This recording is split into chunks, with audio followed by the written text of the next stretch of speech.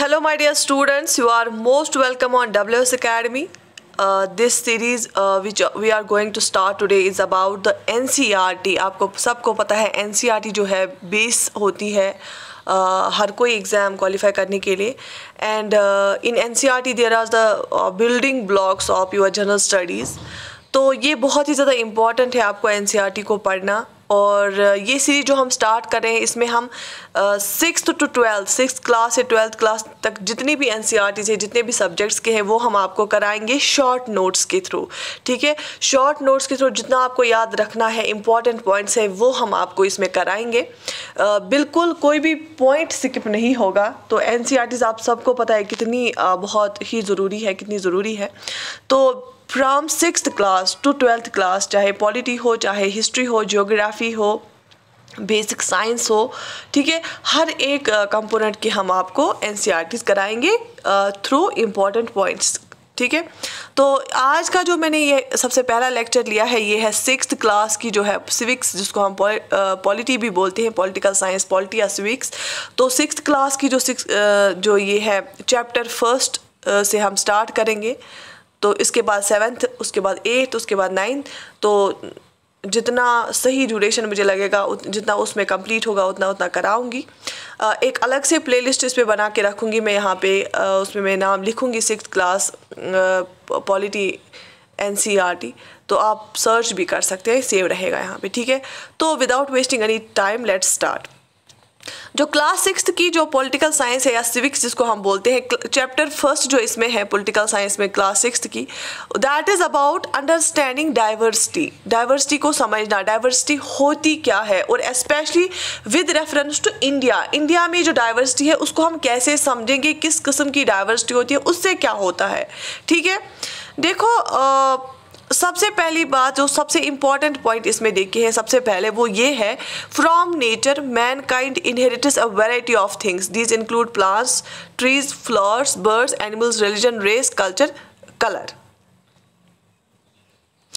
तो इसमें ये बताया गया है कि जो इंसान है, जो मैनकाइंड है, उसने जो नेचर है, नेचर से बहुत ही सारी चीज़ें इनहेरिट की है, अपने अंदर ली है. मतलब अगर इंसान अकेला होता उसको ये सारी चीज़ों की समझ नहीं होती है. लेकिन अगर मैं यहाँ पे रहती हूँ, अगर हम जम्मू एंड कश्मीर के लोग हैं, तो जो यहाँ का मैनकाइंड है उसने बहुत सारी चीज़ें इनहेरिट की है अपने नेचर से. जो इसका इर्द गिर्द वाला नेचर है, यहाँ पे कैसा क्लाइमेट है, यहाँ पे कैसे पौधे हैं, यहाँ पे कैसे फ्रूट्स हैं, यहाँ पे कैसे एनिमल्स हैं, उस हिसाब से हमारा एक अलग तरीके के इंसान बन गए हैं. अगर हम अब दूसरी जगह की बात करेंगे, किसी राजस्थान की बात करेंगे, किसी रेगिस्तान की बात करेंगे जो पे डेजर्ट एरिया होगा, ऑब्वियसली वहाँ पे ऐसा नेचर नहीं होगा, वहाँ पे डिफरेंट सेट ऑफ नेचर होगा. ठीक है, तो वहाँ के जो इंसान है वो अडेप्टेबल टू दोज कंडीशंस होंगी. वो थोड़ा हटके उनका मिजाज होगा, वो उनका रहन सहन हटके होगा. तो हमारे में डाइवर्सिटी पैदा की है जो हमने नेचर से इनहेरिट की है. कैसे हमारे पास प्लांट्स इर्द गिर्द में है, ट्रीज है, फ्लावर्स है, बर्ड्स है, रिलीजन है, रेस है, कल्चर हमारा कैसा है, कलर रंग इंसानों का कैसा है. तो इस हिसाब से डाइवर्सिटी आ गई है फिर इंसानों में. ठीक है, डाइवर्सिटी होती क्या है? डाइवर्सिटी होती है the difference in race, religion, caste. इसको हम डाइवर्सिटी बोलते हैं. डायरेक्टली क्वेश्चन आ जाता है एग्जाम में इससे.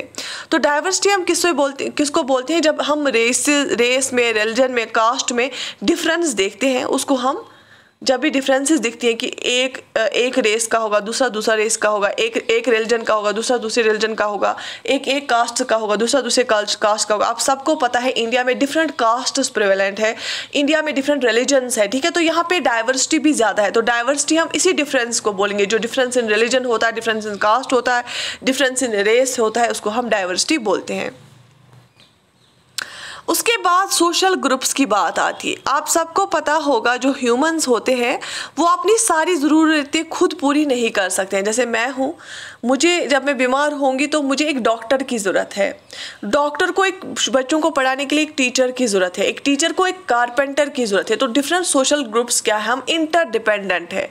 ठीक है, इस चैप्टर में हमें यही समझाने की कोशिश की जा रही है. हम इंटरडिपेंडेंट है, हम एक दूसरे पे डिपेंड है और वो एक दूसरे से हम हेल्प कर करते हैं इन रिटर्न। जैसे टीचर डॉक्टर के बच्चों को पढ़ाता है, वो फ़ी पे करता है, कल को टीचर डॉक्टर के पास चला जाता है इलाज करने के लिए, तो हम खुद की सारी ज़रूरतें खुद पूरा नहीं कर सकते, इसलिए हम इंटरडिपेंडेंट है। तो ठीक है, क्वेश्चन बनते हैं यहाँ से।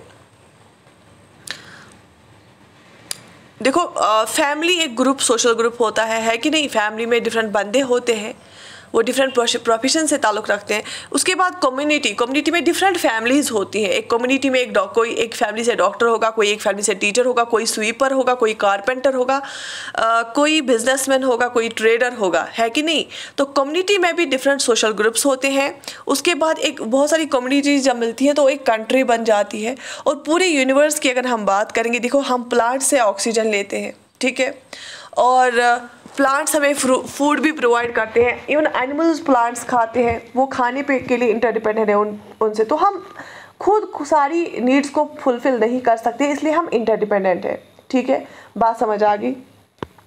अब यहाँ पे बात आती है, क्या कैन फ्रेंड्स बी डिफरेंट। क्या जो लोग होते हैं ना, जो आपस में दोस्ती कर लेते हैं, तो क्या दोस्त में जो दोस्त होते हैं, दो दोस्त होते हैं, उनमें कोई डिफरेंस हो सकती है? क्या आपके ख्याल में हो सकती है कोई डिफरेंस? बिल्कुल, there can be difference. Friends can be from two different settings. तो जैसे डिफरेंट बैकग्राउंड से होते हैं बच्चे, एक का बाप होगा डॉक्टर होगा, दूसरे का टीचर होगा, तीसरे का लेबर होगा, तो तीसरे चौथे का कारपेंटर होगा, तो उनको कोई नहीं रोक सकता है फ्रेंडशिप से।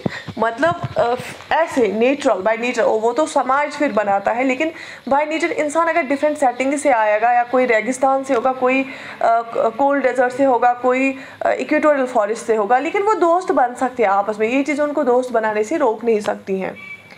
फिर यहाँ पे बात आती है राइट टू एजुकेशन। 2009 में राइट टू एजुकेशन आया, जिसने ये हक दिया बच्चों को कि आपको जो है, एक जो गार्डियन होता है, एक पेरेंट होता है, उसको ज़रूरी पढ़ाना है, तालीम देनी है। किसको? छोटे बच्चों को, up to 14 years of age, 6 to 14 years of age, उनको पढ़ाना है, उनका हक है बच्चों का। और ये फंडामेंटल राइट है, यहाँ पे ही नोट कर लो। 21 आर्टिकल 21A इंक्लूड हुआ हमारे कॉन्स्टिट्यूशन में, ठीक है। आर्टिकल 21A इंक्लूड हुआ हमारे कॉन्स्टिट्यूशन में, राइट टू एजुकेशन, ठीक है। तो इसको राइट बना दिया गया। तो आपको समझ आ रही क्यों ये पॉलिटी में है। तो राइट टू एजुकेशन रिड्यूस करता है डाइवर्सिटी। कैसे? क्योंकि डिफरेंट बैकग्राउंड ऑफ जो बच्चों हैं उनको एक साथ मिलाता है। वो फिर एक दूसरे की चीज़ें समझते हैं, वो एक दूसरे की लैंग्वेज फिर समझते हैं, एक दूसरे के कल्चर समझते हैं, एक दूसरे के रिलीजन समझते हैं, ठीक है। तो राइट टू एजुकेशन से क्या हुआ, जैसे कोई मजदूर का बेटा है, कोई टीचर का बेटा है, कोई ब्राह्मण है, कोई क्षत्रिय है, कोई मुसलमान है, कोई सिख है, कोई हिंदू है, वो एक ही सेटिंग में आके पढ़ते हैं, तो उनकी कॉमन फिर बहुत सारी चीज़ें हो जाती हैं, ठीक है। How do we explain diversity. हम डाइवर्सिटी को एक्सप्लेन कैसे करते हैं? सबसे पहले जो एक इंसान था, वो एक नोमैडिक लाइफ गुजारता था। मैन इनिशियली, ये MAN मैन इनिशियली लेड अ नोमैडिक लाइफ। वो यहाँ से वहाँ जाता था, अपने जो है कैटल लेके या ग्रास लैंड्स में जाता था। In later stages man began to cooperate and intermingled with each other. तो उसके बाद कुछ टाइम के बाद, पहले तो ये खाना बदोशी लोग थे, यहाँ से वहाँ जाते थे। उसके बाद इन्होंने क्या किया, जब ये मिलते थे वे दूसरे इंसान से, उनको समझ आ गई एक दूसरे की भाषा, एक दूसरे की साइन लैंग्वेज, एक दूसरे का कल्चर। फिर उन्होंने सेटलर लाइफ गुजारना स्टार्ट किया, विलेजेस बनाना स्टार्ट किया। तो इससे क्या हो गया, फिर डाइवर्सिटी आ गई, ठीक है। तो जब हम फिर हमने सेटलर लाइफ गुजारी, तो वहाँ पे हमने देखे डिफरेंट, यहाँ पे एक विलेज बना, वहाँ पे एक विलेज बना। उस विलेज में के लोग एक तरह से शादियाँ करते थे, उस विलेज के लोग एक तरह की ज़ुबानें बोलते थे, यहाँ की दूसरी तरह की ज़ुबानें बोलते थे। तो वो डाइवर्सिटी का कॉन्सेप्ट भी आ गया, लोग भी डाइवर्स हो सकते हैं। Diversity and interdependence. अब दूसरा यहाँ पे एक टॉपिक है, डाइवर्सिटी एंड इंटरडिपेंडेंस। डाइवर्सिटी होती है एक तो डिफरेंसेस हमारे में, differences in the form of caste. हाँ, या ब्राह्मण कास्ट है, वहाँ पे दलित लोग रहते हैं, यहाँ पे क्षत्रिय लोग रहते हैं, वहाँ पे अनटचेबल्स रहते हैं, ठीक है। उसके बाद कलर में, यहाँ पे ब्राउन पीपल रहते हैं, यहाँ पे वाइटिश रहते हैं, यहाँ पे ब्लैक टोन वाले पीपल रहते हैं। तो इंटरडिपेंडेंस, लेकिन हम एक दूसरे पे कैसे इंटरडिपेंडेंट है, एक दूसरे पे कैसे हम डिपेंड हैं? क्योंकि देखो अगर लो कास्ट की बात हम करेंगे, जब से इंडियन कास्ट सिस्टम होता था पहले, वहाँ पे जो लो कास्ट वाले आते थे एक तो वो खेती बाड़ी करते थे और सफाई वफाई करते थे। तो जो बड़े लोग हैं वो खुद सफाई नहीं करते थे, वो डिपेंड किस पे थे सफाई के लिए, वो लो कास्ट पे डिपेंड थे। ठीक है, तो बिल्कुल उनकी ज़रूरत थी उनको, या जो एग्रीकल्चर लेबरर्स थे जब तक वो खेती बाड़ी नहीं करते तो बड़े जो कास्ट से बड़े लोग हैं वो कैसे खाना खाते। तो अगर डाइवर्सिटी है तो डाइवर्सिटी हो के भी हम इंटरडिपेंडेंट है। ठीक है, देखो इससे क्या हो जाएगा, आपको बिल्कुल एक अंडरस्टैंडिंग हो जाएगी फ्रॉम स्क्रैच पॉलिटी की। आगे आप बड़े कॉन्सेप्ट्स पढ़ोगे पॉलिटी के, आपको तब समझ आ जाएगा क्रिस्टल क्लियर, जब आपको बेसिक क्लियर होगा। With the onset of globalization, the concept of interdependence between diverse areas has got a boost। तो जब ग्लोबलाइजेशन आ गया, ग्लोबलाइजेशन का मतलब होता है कि जब डिफरेंट कंट्रीज़ थी, इन्होंने आपस में ज़्यादा से ज़्यादा ट्रेड स्टार्ट किया, ज़्यादा से ज़्यादा एक्सचेंज ऑफ सर्विस स्टार्ट की, बॉर्डर्स अपने ओपन किए इकोनॉमिक के लिए। ठीक है, तो आजकल अगर गाड़ी बनती है, गाड़ी के जो डिफरेंट पार्ट्स है 10 पार्ट्स है, वो 10 कंट्रीज़ में बनती हैं अलग अलग, फिर वो एक जगह पे असेंबल किए जाते हैं और फिर गाड़ी बनाई जाती है। तो ग्लोबलाइजेशन से क्या हो गया, ग्लोबलाइजेशन से क्या हो गया,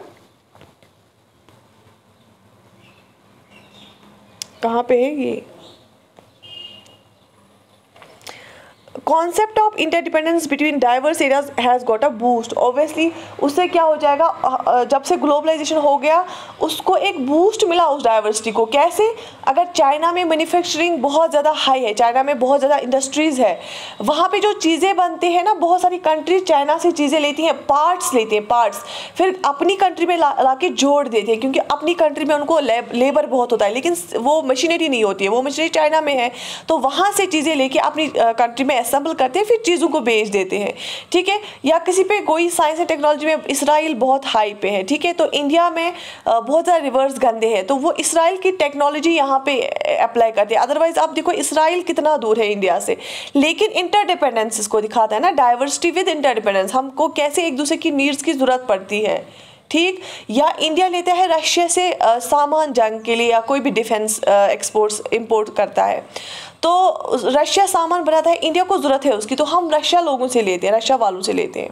ठीक है, तो इस एग्जाम्पल्स है डाइवर्सिटी विद इंटरडिपेंडेंस। अब इसके बाद आता है यूनिटी इन डाइवर्सिटी। क्या आता है, unity in diversity. Unity in diversity जो है इंडिया है, ये बेस्ट एग्जाम्पल है किसकी, यूनिटी एंड डाइवर्सिटी, जहाँ पे एक साथ चलती है। हिंदुस्तान एक बेस्ट एग्जाम्पल है, इंडिया उसके बेस्ट एग्जाम्पल कैसे हैं। जो इंडिया है, इंडिया में सारे जो मेजर रिलीजन्स है उसके लोग पाए जाते हैं। हिंदुस्तान में मुस्लिम भी है, हिंदूज़ भी है, क्रिश्चियन भी है, जैन्स भी है, बुद्धिस्ट भी है, पारसीज़ भी है। इंडिया में different thousands of different language है। यहाँ पे गुजराती भी बोली जाती है, मराठी भी बोली जाती है, राजस्थानी भी, पंजाबी, हरियाणवी भी, हिंदी भी, इंग्लिश भी, संस्कृत भी, उर्दू भी, ठीक है, कश्मीरी भी, कोंकणी भी, मिथाली भी, ठीक है, डिफरेंट लैंग्वेज है। लेकिन फिर भी देश एक है, फिर भी नेशन एक है, फिर भी कंट्री एक है, तो हमारे में यूनिटी है, इत्तेहाद है। नो डाउट बीच में कुछ ऐसे रॉइट्स होते हैं, लेकिन ओवरऑल अगर देखा जाए तो हिंदुस्तान में जितनी डाइवर्सिटी है उतनी आप कहीं पे भी नहीं देखोगे। अगर आप पंजाब की बात करोगे, उनका ड्रेस कोड अलग है, खाना पीना अलग है, ज़बान अलग है। अगर आप महाराष्ट्र की बात करोगे, वहाँ पे ये सब कुछ अलग है, राजस्थान में अलग है, कश्मीर में अलग है, लेकिन उसके बावजूद हम एज अ नेशन चलते हैं। तो यूनिटी इन डाइवर्सिटी हम उसी को बोलते हैं। अगर आपको कल को आंसर लिखना होगा यूनिटी इन डाइवर्सिटी का, आप ऐसे ही एग्जाम्पल देके लिख सकते हैं। Indians joined hands against firangi sahibs to liberate country. Obviously जब इंडिया पे ब्रिटिशर्स का रूल होता था, जब इंडिया पे ब्रिटिशर्स का रूल था, तो इंडिया को लिबरेट करने के लिए, अपनी कंट्री को के लिए, इंडिपेंडेंस के लिए हमने एक साथ हाथ जोड़े। आपने बहुत सारी मूवमेंट्स आप आगे पढ़ोगे हिस्ट्री में, या कुछ लोगों ने पढ़ी होंगी, जैसे Khilafat movement, non cooperation movement, civil disobedience movement, quit India movement. तो ऐसी मूवमेंट्स चली जो ब्रिटिशर्स के खिलाफ चली, लेकिन जिसमें हिंदुस्तानी के जो मुसलमान थे, मुसलमान और हिंदू और बाकी जो सिख लोग थे, उन्होंने एक साथ हाथ जोड़ के उन्होंने एक साथ क्या किया, उन ब्रिटिशर्स के खिलाफ जंग लड़ी एक साथ। जब तक उनमें यूनिटी नहीं थी तब तक वो आज़ादी हमें नहीं मिली। जब ही उन्होंने यूनिटी दिखाई आपस में, तभी जो है ब्रिटिशर्स को भी लगा हम यहाँ पे ज़्यादा देर अब नहीं टिक सकते। अब यहाँ पे एक और सवाल, यहाँ पे फैक्ट है, पंडित जवाहरलाल की एक बुक है, उसका क्या नाम है? पंडित जवाहरलाल की एक बुक है, उसका नाम है डिस्कवरी ऑफ इंडिया। क्वेश्चन आ सकता है और आता भी है।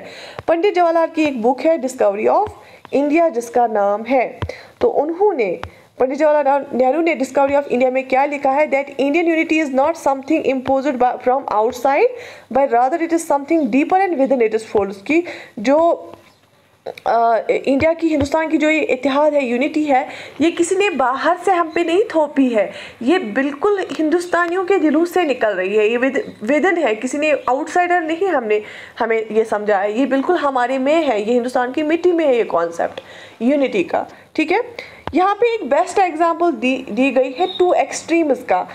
जैसे लद्दाख और केरला का आपने नाम सुना होगा। लद्दाख क्या है? ये यूनियन टेरिटरी है, बिल्कुल नॉर्थ मोस्ट इंडिया के पार्ट है लद्दाख की यूनियन टेरिटरी। उसका कैपिटल क्या है? लेह है। 7 पॉइंट्स ध्यान रख लीजिए, लद्दाख की कैपिटल लेह है। ठीक है, और ये यूनियन टेरिटरी है इंडिया की। लेकिन लद्दाख क्या है? ये कोल्ड डेजर्ट है। क्या है? कोल्ड डेजर्ट है। अगर आप देखोगे द्रास का टेम्परेचर -40 डिग्री सेल्सियस भी चला जाता है, बहुत ठंड होती है लद्दाख में, वो 6 महीने तक उसका रास्ता ही बंद रहता है। लद्दाख में आप देखोगे एप्रिकॉट्स बहुत निकलती हैं, वहाँ पे रेन कम पड़ता है, रेन डेफिसिट एरिया है। ठीक है, याद रख लेना है, लद्दाख जो लेह एरिया है ना, रेन फॉल कम होता है, वहाँ पे कोल्ड है, बहुत ज़्यादा बर्फ़बारी बहुत होती है, वहाँ से ठंड बहुत होती है, बहुत हाई ऑल्टीट्यूड पे है, एरिया बहुत है, पॉपुलेशन कम है वहाँ पे। ठीक है, अब अगर ये क्या है? लद्दाख यूनियन टेरिटरी इंडिया का पार्ट है। अब अगर केरल की बात करेंगे, जो केरला है ना, केरला कहाँ पे है? ये साउथ इंडिया में है। मैं यहाँ पे थोड़ा सा मैप बनाऊंगी इंडिया का, ऐसे थोड़ा सा ऐसा ही मैप बनाया। ये यहाँ पे लद्दाख है, यहाँ पे ये केरल है। अब देखो कितना डिफरेंस है आपस में, ये बिल्कुल ही कोल्ड डेजर्ट है, मैंने आपको कंडीशंस बताई, ये भी इंडिया में आता है, जो केरल है ये भी इंडिया का पार्ट है। लेकिन केरल कैसा है? केरल साउथ इंडिया का है, जहाँ पे डिफरेंट रिलीजन्स है। लद्दाख में ज़्यादातर बुद्धिस्ट लोग हैं, वहाँ पे बुद्धिज़्म ज़्यादा पाया जाता है लद्दाख में, वहाँ पे शीप वीप वो पालते, डोमेस्टिकेट करते हैं। लेकिन जो केरल है, केरल में आप मुस्लिम्स भी देखोगे, हिंदूज भी देखोगे, और क्रिश्चियंस का तादाद भी बहुत अच्छा खासा है। वहाँ पे केरल को हम स्पाइस गार्डन ऑफ इंडिया बोलते हैं, याद रख लेना, spice garden of India Kerala को बोलते हैं, क्योंकि केरला में स्पाइसेस बहुत निकलते हैं। वहाँ पे सबसे ज़्यादा चिल्लीज निकलते हैं, पेपर वहाँ पे निकलता है, मतलब जो मिर्ची होती है वो एक किस्म की। फिश, वहाँ पे केरल में कोस्ट है ना, वहाँ पे बे ऑफ बंगाल, अरेबियन सी वहाँ साइड से है, इंडियन ओशन है ना वहाँ से, केरल से, तो वहाँ पे क्या निकलता है? ये देखो, ये फिर से मैं इंडिया का मैप बनाऊंगी। यहाँ पे सोचो आप, यहाँ पे केरला, और यहाँ से क्या है? यहाँ से इंडिया ओशन है, यहाँ से पानी ही पानी है, तो वहाँ पे ज़्यादातर केरल में फिशरमैन ज़्यादा है, क्या है, जो मछली का व्यापार करते हैं। ठीक है, तो आपको, और केरला में बहुत गर्मी होती है और बारिशें भी बहुत होती है। ठीक है, वहाँ पे इक्वेटोरियल टाइप ऑफ क्लाइमेट है, बारिशें भी बहुत होती है, गर्मी भी बहुत होती है। तो कितना डिफरेंट है इसका लद्दाख से रहन सहन, बहुत ही ज़्यादा डिफरेंट है ना। तो और केरल में राइस कल्टीवेशन भी होता है, तो ये भी पार्ट है इंडिया को। तो खुद आपको अंदाज़ा हुआ होगा कितने डिफरेंट टाइप के कल्चर्स में की डाइवर्सिटी इंडिया में है। रिलीजन डाइवर्सिटी भी है, लैंग्वेज की डाइवर्सिटी भी है, क्लोथिंग की डाइवर्सिटी भी है। ठीक है, खाना, जो खाने के तरीका है, या कौन सा फूड स्टेपल फूड है, वो वाली डाइवर्सिटी भी है। सो दिस शोज़ कि इंडिया में कितनी ज़्यादा डाइवर्सिटी हो कि भी इंडिया एज अ नेशन अभी भी चला आ रहा है। ठीक है, तो this was all about the lecture 1 of 6th class of political science. जो आप आगे पॉलिटी पढ़ते हैं, अगर आप ऐसे ही रोज़ मेरी लेक्चर्स देखेंगे, जो हम बिल्कुल NCERT के बेसिक से पढ़ेंगे, उससे आपको क्या हो जाएगा, बिल्कुल कल को आपको आंसर राइटिंग में प्रॉब्लम नहीं होगी।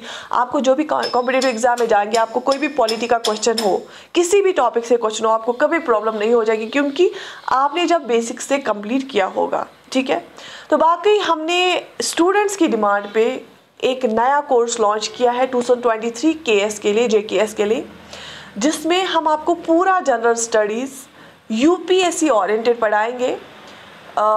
As all of you know, हमने सक्सेसफुली प्रीवियस बहुत सारी बैच कंप्लीट किए हैं, तो उसमें हमने मिनिमल फ़ी पूरे सारे कंपोनेंट्स के लिए, जिसमें 7 से 8 to 9 कंपोनेंट्स आते हैं, उसमें 1000 रुपीज़ पूरे कंपोनेंट के लिए फ़ी रखा है, सारे कंपोनेंट्स का टोटल 1000 रुपये फ़ी है। अगर आपको रजिस्टर करना है, आप WS अकेडमी की ऐप डाउनलोड करें गूगल स्टोर से, फिर वहाँ पे जाके रजिस्टर कर सकते हैं। बाकी I wish you all the best. Do write in the comment section कि आपको आज का लेक्चर कैसा लगा, so that I can continue the series. I wish you all the best, take very good care of yourself. अल्लाह हाफिज़।